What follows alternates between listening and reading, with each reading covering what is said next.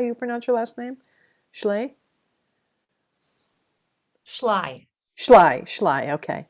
Welcome, Monica. Thank you for being here. And I'll just read a little bit of Monica's bio. Certified clinical musician Monica Schley has a BA from University of Wisconsin EAU Clare, Eau Claire. Eau Claire, Wisconsin Eau Claire. French She name. has pardon, she has formerly studied pedal harp, lever harp, piano, clarinet, pipe organ, voice, composition, and poetry. As a teacher, she is an affiliate with Dusty Strings Music School and also maintains a private studio. As a performer, Monica has played with community orchestras, indie rockers, jazz luminaries, and pop stars. Her performance history is a blend of yin and yang, ranging from the intimate sublime to large-scale performance halls around the country. She composes for her group, the Daphnes, which released an album, Braids of Kabuya, in Kabuki. Kabuya in 2018. Monica's teaching method draws from folk, classical, songwriting, theory, ensemble work, improvisation, and pop music using Salzedo-influenced method. Did I pronounce that correctly? Yes. Salzedo? Carlos Uh, Salcedo is a yes. well-known harpist. Yes, okay.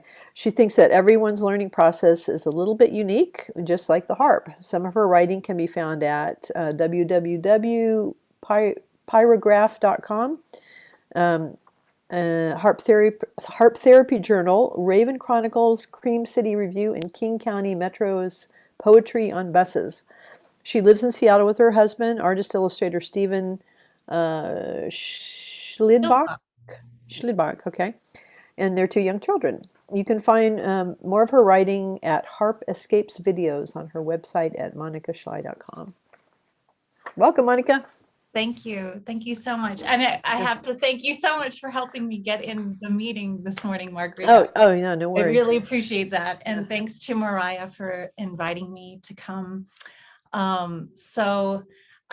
Yeah, this kind of prompted me to give myself an assignment for my blog, which I try to write something once a month. And so I wrote something called How to Make Practicing Music a Healing Process. So that was kind of in response to your request. I think, how can we as teachers help our students during this time find deeper meaning to what we're all trying to do here?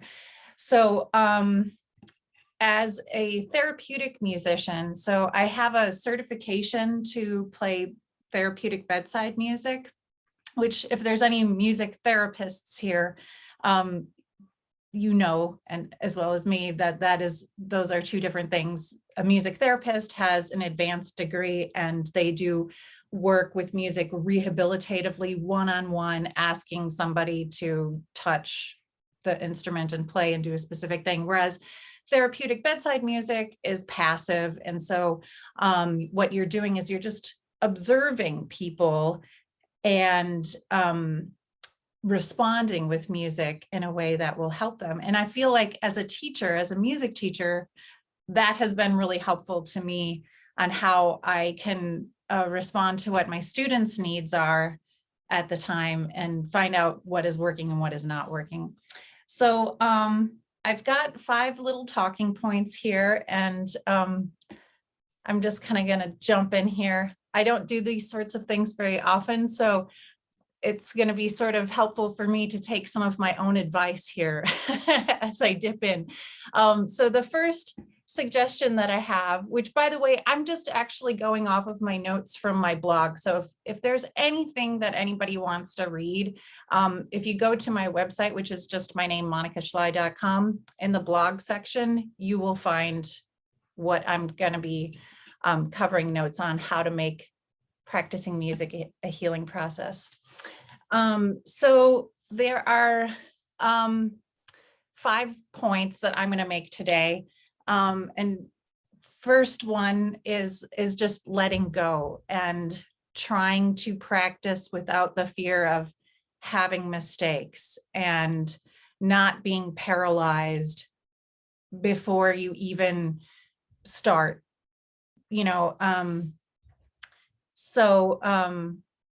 I enjoy watching my students play through a piece for its entirety for the first time, and seeing, kind of just observing, like, what is the tricky part, what is the easy part for them, and watching the flow of their body.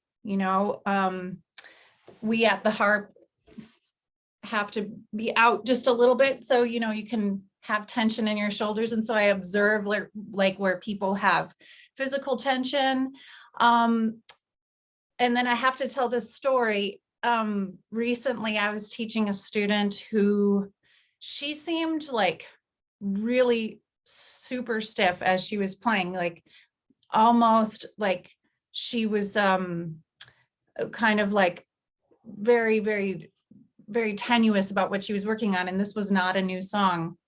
And so after she was finished playing for me, I said, "Were you holding your breath at all?"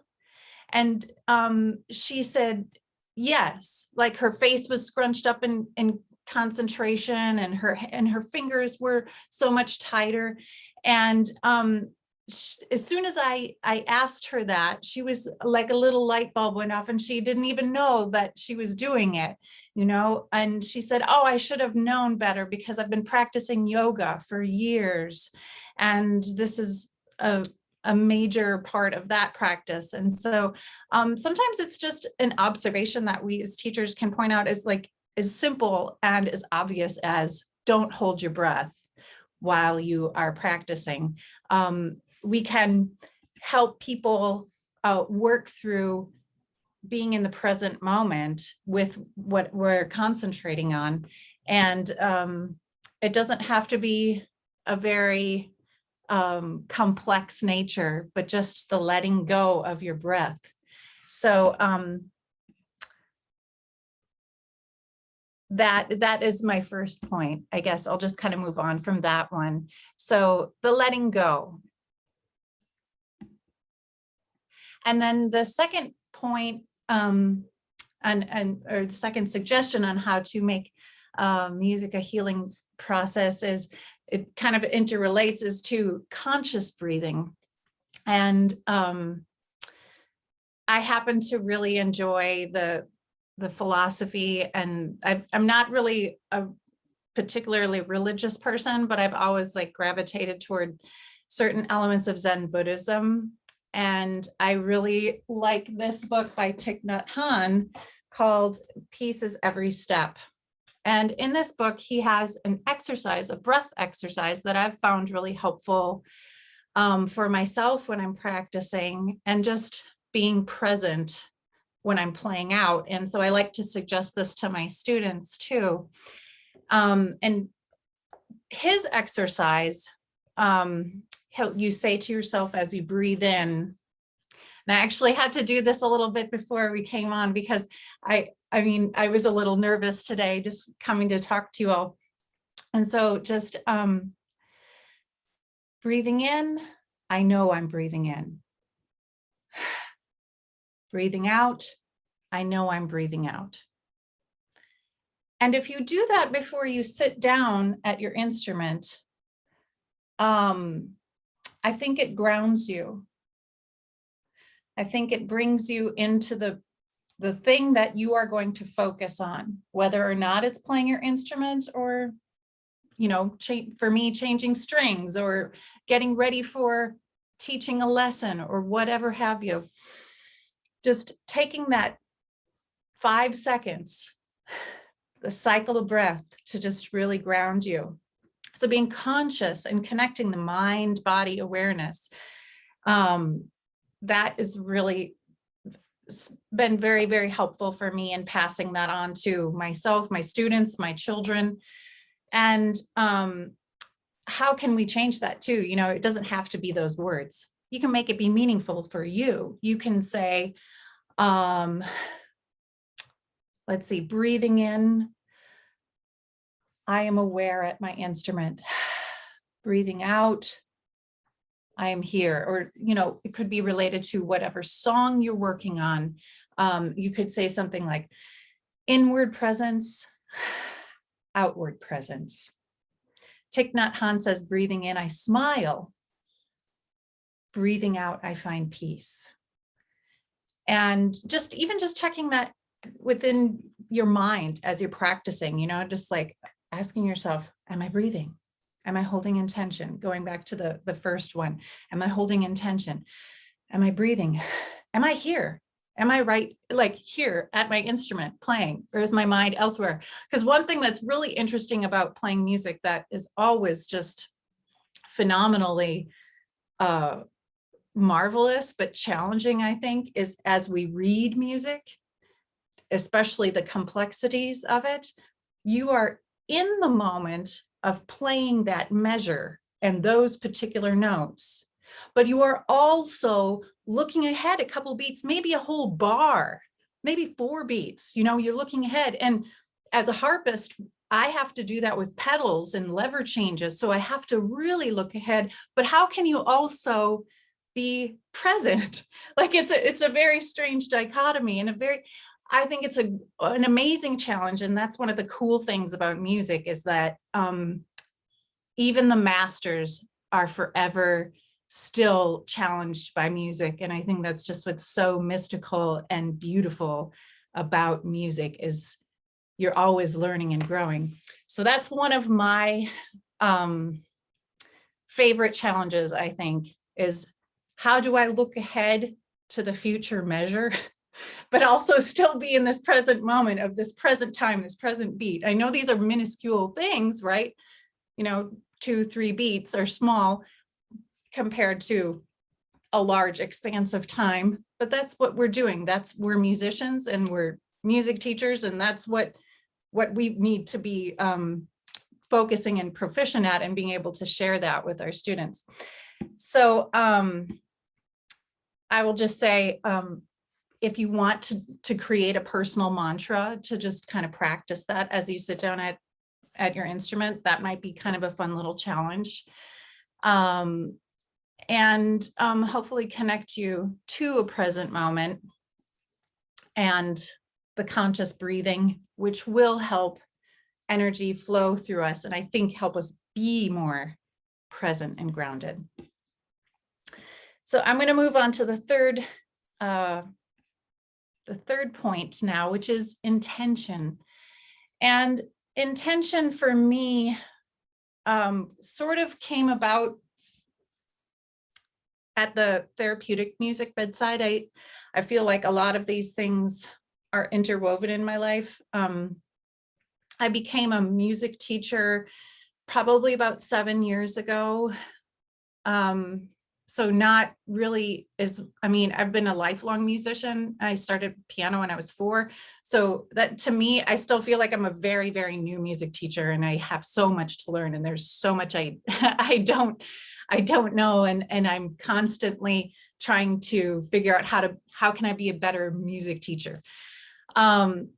And at the same time that I was becoming a music teacher, I was studying and getting my certification to do therapeutic bedside music. So for me, they're sort of interwoven learning things.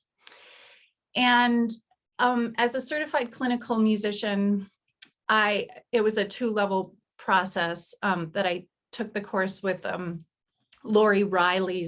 Lori Riley is a harpist who started a course called, I think now it's called Harp for Healing. Now it changed its names.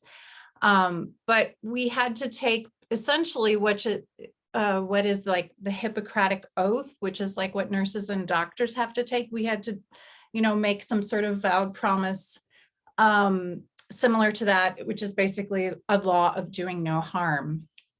And it's also, it's take no blame, but it's also not taking any credit, right? So if I am playing for somebody and they had been in a coma and I'm playing for them and suddenly they wake up, like, I'm not taking credit for that. It just happened to be so.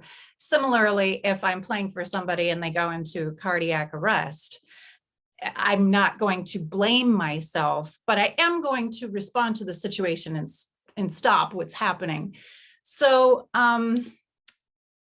intention can take a place in that situation by when I walk into a place, say, I am going to do my very best to respond to what this person might need to hear today, what they might be best responding to. And I see this as very closely linked to what my music students need right now. I've been teaching on Zoom for a whole year, just like the rest of you. And how can my students range from, I do not teach anybody who's younger than 7. And I have a 70-year-old student. So I would say my youngest student currently is like 8 or 9, something like that. And I try to see who they are today on that day, because we're not static. We change with our moods, what we need to hear and what we're going through. So one day I was teaching my student who happens to be 70, and her daughter was having a major heart surgery at the Mayo Clinic in Rochester, Minnesota. And she herself lives on Orcas, and she couldn't be there. And she was like really clearly distraught. And I said, are you sure you want to be in a harp lesson right now? And she said, well, I want this to take my mind off of things. And I said, well, why don't we set an intention for this practice is for your daughter. We are going to do the best that we can making beautiful music right now. And that's going to be for her self-care. And she worked through the surgery. I found out my student called me later and said, oh, she's great. She's just fine. And of course, we didn't take credit for the fact that her daughter came out of heart surgery, but it was therapeutic and healing for my student to know that she as a mother could somehow participate in something for her child when she couldn't physically be there by creating an intention. This is just one situation, I'm sure, this vast pool of piano teachers that I'm speaking with, you could probably come up with a scenario in your head where you have a student who has been going through a difficult time and something challenging has come up. And sometimes it's like a little dedication, this practice is for this person today. I'm thinking of this person. Maybe it's yourself. Maybe it's yourself you're thinking about. Because I think everybody's just going through such a tough time. And I'm going to get to that later with one other point. So yeah, that kind of wraps up what I have to say about the power of intention. But again, taking no claim and taking no blame, but just setting an intention can sometimes be really healing and helpful for a person. So the next one is enter the zone.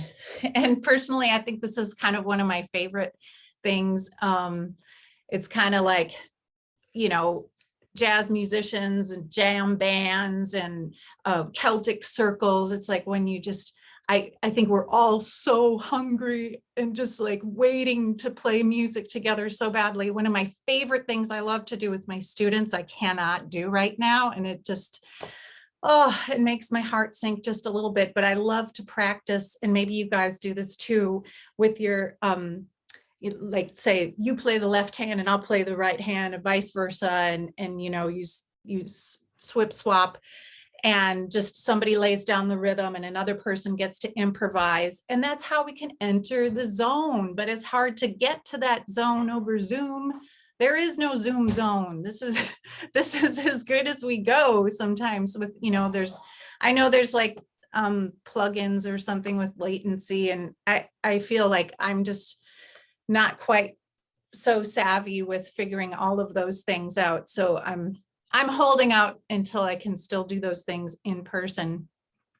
But the zone has to do with what our brain waves are at. So we've got 5 different brain waves, and I'm not a neurologist, so I hope I don't make a mistake here, but I do have like a little chart on this blog entry on my website. So if you go to the blog, How to Make Music a Healing Process, you will see this human brain wave chart. And so delta is the lowest, that's when we're sleeping. And then theta is just slightly above that when we're just kind of waking up. And next is alpha, when we're alert and active, walking, putzing around the house, something like that.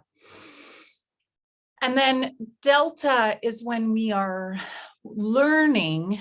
And there's, from my understanding, there's, lower delta and higher delta. So like lower delta waves might be doing something like this, whereas a higher delta wave might be really digging into practicing mode, and just learning, analytical thinking, and being very focused and comprehension. And then gamma waves, those are the highest brain waves. And so that is, I think, when we can get into like the jamming state, and you can enter that zone, the free improv, the improvisational mode, and the mode when we're connecting with other players. You're in a symphony and you become one, the music of oneness. So that's the highest brainwave. And I think when we get into that, there's a poem that I love by the Sufi mystic Rumi, where he said, knowing that conscious decisions and personal memory are much too small a place to live in, human beings stream at night into the loving nowhere, or during the day into some absorptive work. I know that's kind of a mouthful. That's a lot to take on, but I think that is nature's original streaming, right? So we're streaming together into the loving nowhere when we're able to jam together. Or you can be doing it by yourself. You lose yourself in practice. You are totally unconscionable about time. It could be 5 minutes, it could be 55 minutes. You have no idea. You've lost yourself in practicing. And I think getting into that zone is just so healing and so magnificent. And to be able to help my students kind of get to that place, I have a little thing that I show them. I'll just show you. It's sort of pentatonic related. And I actually did this with my daughter, who's learning piano, the other day, where we were just playing the black keys, but on harp, it's the white strings. And so I'll say, like, just create a drone, which I'm a little out of tune, but not too bad. Maybe that was this one. So we'll create a drone with our left hand. And then I'll say you can play whatever you want on your right. Just on the white strings.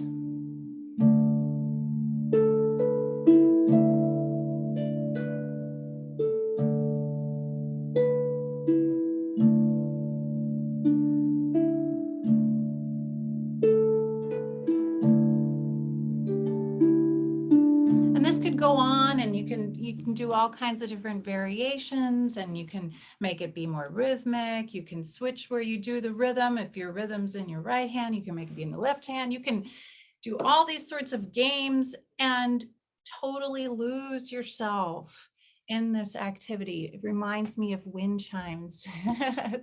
Yeah.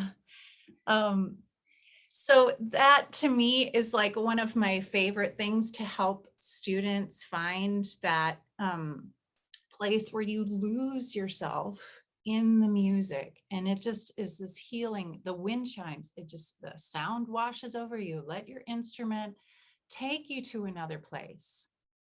Let your instrument take you away from your troubles. And everybody's got that right now. Certainly now that it's nice outside, it's a little bit better and we're starting to feel hopeful. But this winter was really dark for a lot of my, especially my teenage students. And I'll get on into that in just a bit. But I think one of the things I wanted to just mention about the zone is just that, you know, we're not so alone, I think, when we're playing with other people, and we can, once we're able to do that again and do group settings. I heard you talking about recitals, and I'm just like, oh gosh, I miss recitals, you know, all these little things where we can share these experiences together. But do be kind to yourself. And I tell my students that a lot, to just be kind to yourself. Just don't give yourself the negative dialogue. Just don't. Just baby steps. This is a journey, right? So I think going back to setting the intention, then being kind to yourself, and then just go for something so simple as playing the white strings or the black strings. Maybe that's all you can do today. So next, practicing feel-good music.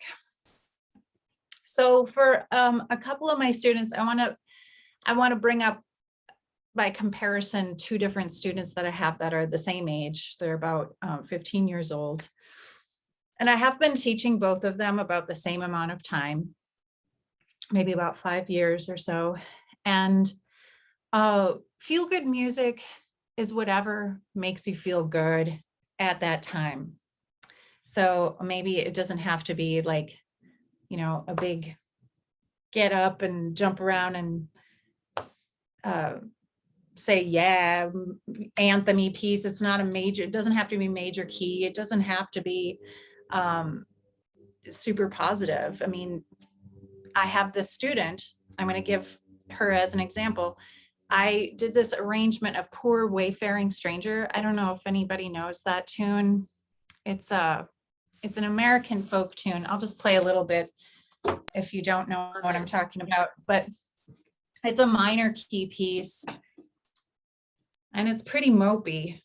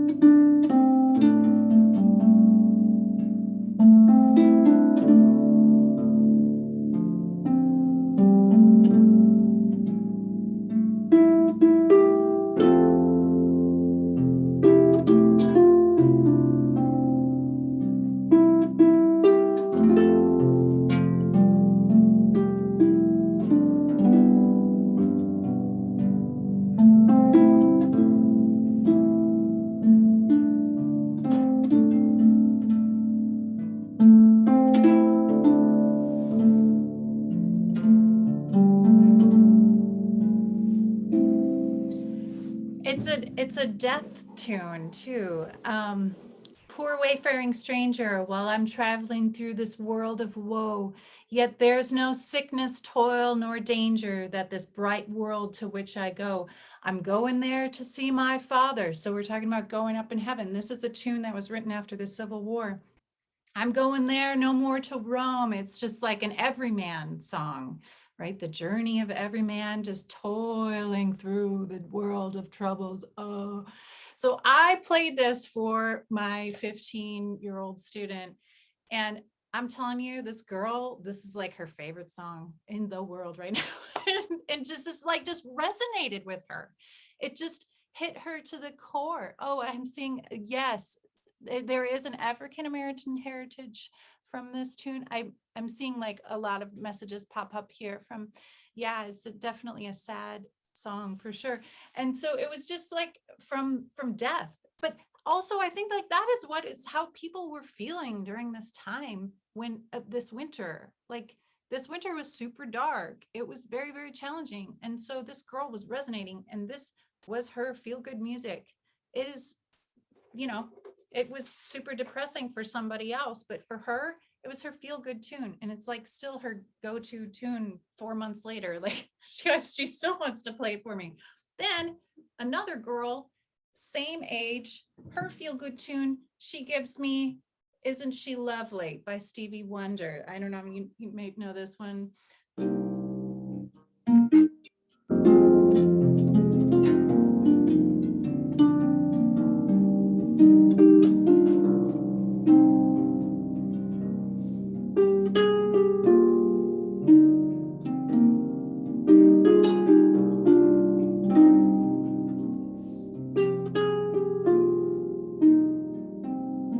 So anyway, I won't keep playing all this music for you, but she is on a different channel. She was like, I don't want to have any sad songs. That is not making me feel good. Those sad songs are going to kill me. I'm already dying in virtual school and all the homework and blah, blah, blah.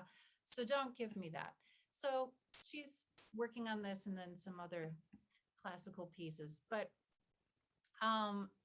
those were her feel good tunes, and then the other girl had the sad tunes. So I switched that up for people too, because maybe like I don't know how often you give your students new music, but I kind of everybody gets something new like every 4 to 6 weeks. I'll play tunes for them and they can kind of pick what they want to work on. So I'll play, I don't know, maybe like 5 songs, and then they can choose what they resonate with at that time, because we're not static people. So what you're going through changes as well. So I think that kind of covers everything that I had to say mostly. And I'm curious what the feedback is. This is so interesting because it's different than talking to a group of people in real time, sitting next to me in a room or something. But just in brevity, the 5 things that I talked about. Oh, and actually, before I say that, I also wanted to recommend this other book. Do you know this book? Effortless Mastery by Kenny Werner is a super positive, beautiful, beautiful book with just like little nuggets about how to be a better composer. Yeah, Eric, you know it. Yeah, how to be a better musician, how to be a better composer, but also like just again being really super positive and gentle with yourself, and just realizing that this is a journey that we're on, and this is a pretty tough part of our journey. Effortless Mastery by Kenny Werner. Kenny Werner. There we go. I think I got this at the Seattle Public Library book sale when they had it when they used to do those. I don't know if they do those anymore, if they'll ever do them again. I don't know. And then the other book that I recommended earlier was Pieces Every Step by Thich Nhat Hanh. So, and just a review, letting go. And if you want, I can write these, Margarita, the Pieces Every Step book, that's by Thich Nhat Hanh. His name is hard to spell, so I'll just put that right there. But I can also, I think both of these, maybe not the Kenny Werner, but definitely the Thich Nhat Hanh is referenced in the blog. So, oh, thank you, you spelled it. Okay, so just a little wrap up, just letting go of your breath, not holding tension when you practice, which relates to conscious breathing, just being present. You could even create a little mantra for yourself. Set an intention certainly not required all the time, but you'll know it if you need it. Number 4, entering the zone. And I find it's really super fun for students if they're feeling stuck too. I forgot to mention that. If you're feeling stuck, just doing sort of something improvisational is also really good. So, and then the last one is to practice your feel-good music. All of those, I think, help for making, practicing a healing process. So thanks so much for letting me talk, and I'm really happy to open this up for any questions you all have. Great. Thanks so much, Monica. Are there any questions in the chat here? That would be a good place for people Yeah. to put them. Oh my gosh, that's a lot. Yeah, there's a lot in the chat. I'm just looking at it now. I don't see any questions. Oh, I think Margarita was wondering about the score to the first piece that you played. Oh, Wayfaring Stranger. The Wayfaring Stranger. I actually just wrote it out as a lead sheet, but if anybody wants to message me, I'm happy to just send it to you. I found it in an old book. I found it in an old hymnal. And so I just put it into a lead sheet form, which I'm happy to send. So I could send it to Mariah and she could disperse it if you want to do it that way. Or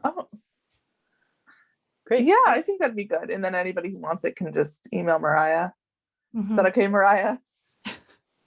Yes. Thank you. Yes. Cool. It's a good reminder to just kind of, practicing just is not that serious. It's not about perfection or, letting go is good. And I had a yeah.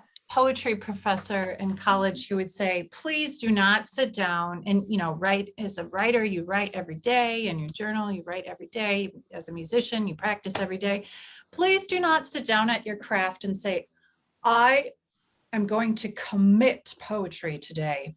Like, it's like this act. It's like, it could be suicide if you act that way. Don't give yourself an assignment always. You can give yourself an assignment, but if it's just your practice, just sometimes showing up. And I do tell my students that it's very simple. Sometimes just showing up is good enough.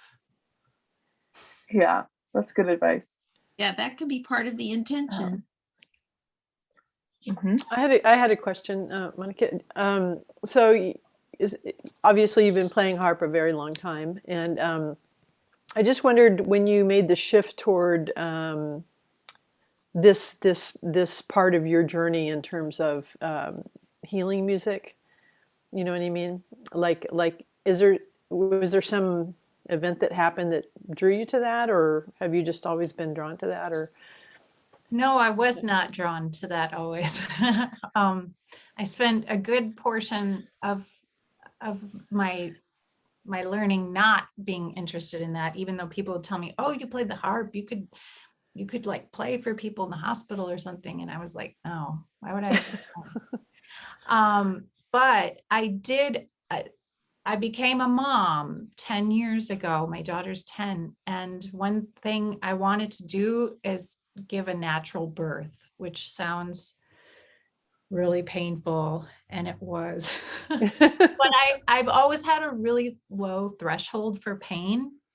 And so I wanted to, I wanted to challenge myself. And so I took a hypnotherapy course, which is not for everybody, and it totally doesn't work for everybody, but it did for me. And basically I practiced this meditation every night before I went to bed, and it had music, and it was so very closely linked to music. And, my husband was like, what is going on with you? Because I was like only listening to new age music for like 9 months. He was like, oh my God, what are you do? What is going on with you?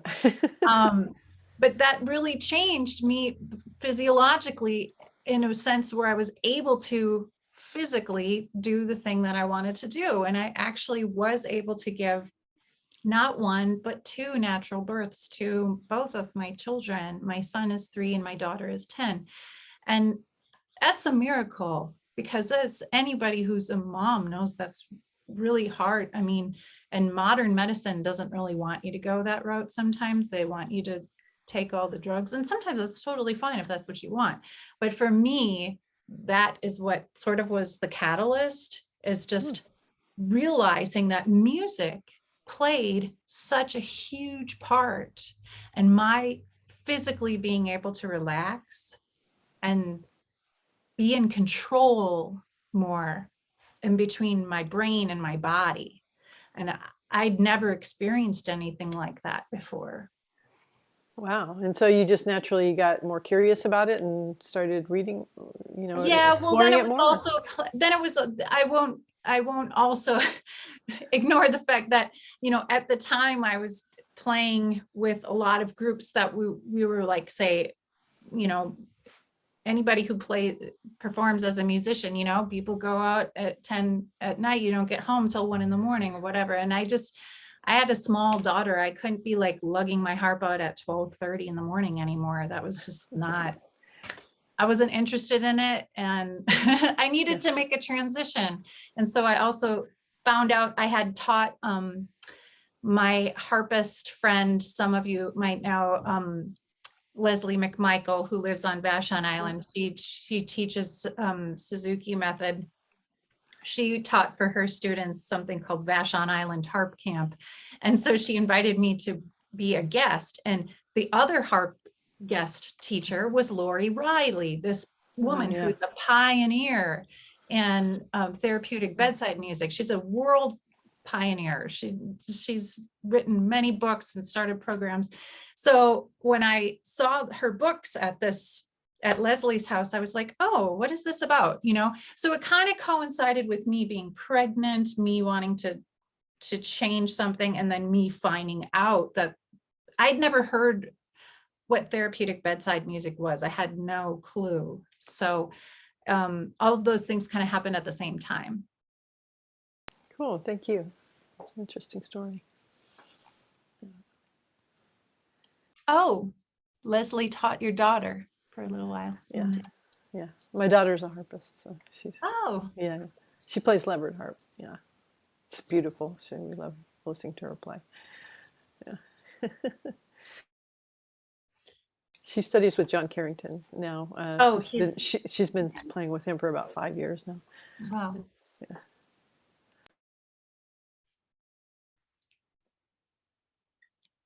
Is I don't Vashon? know if there's anything else to say? What? Oh, is Vashon where the Philip Bolding Pam family lives? In Ashland, Oregon. No, I think on Vashon Island. Oh, Vashon. They live around here somewhere. They Anyway, do. I don't know where they live, but I thought it was South Sound somewhere. and he I'm not makes sure. harps.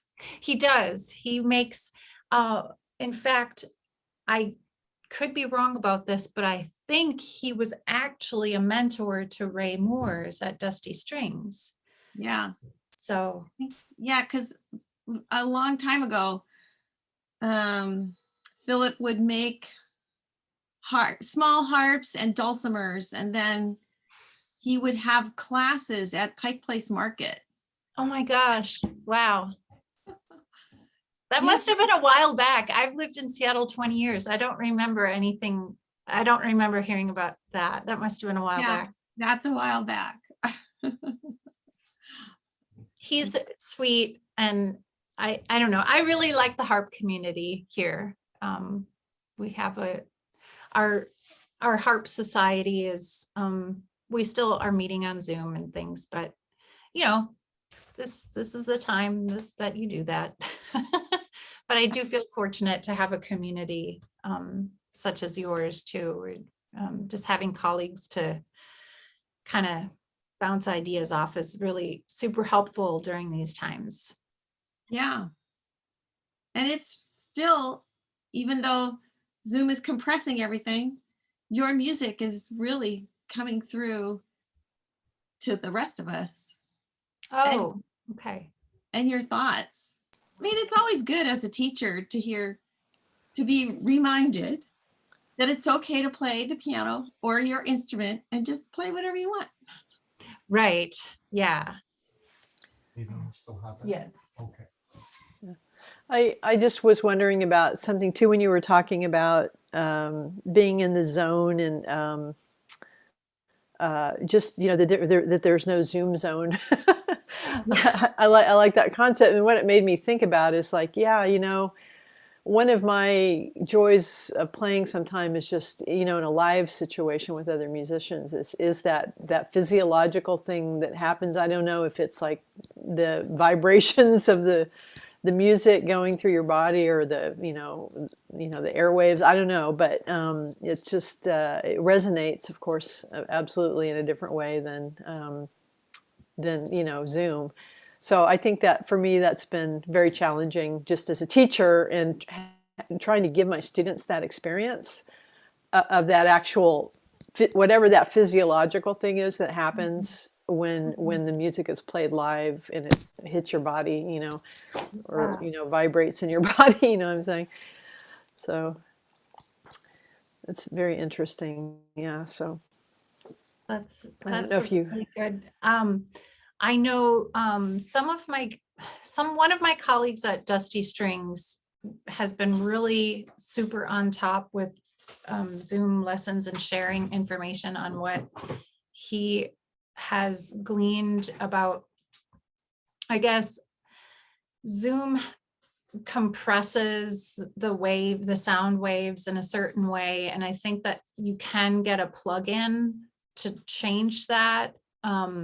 This is just like not my area of expertise, and this is out of my comfort zone to try to figure out how to maybe change how Zoom operates with, say, latency and the vibration. I did get a new computer.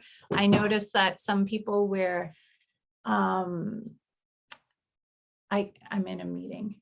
I'm sorry. So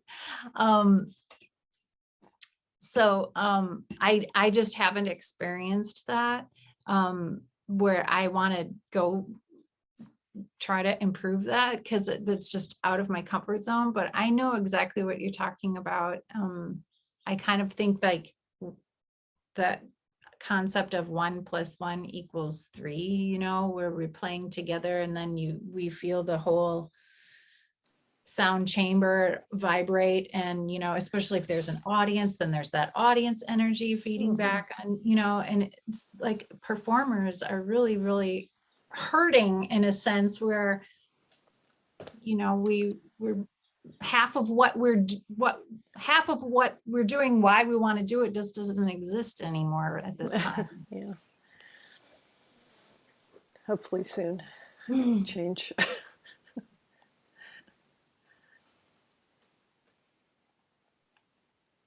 Cool. Are there any other questions for Monica or comments?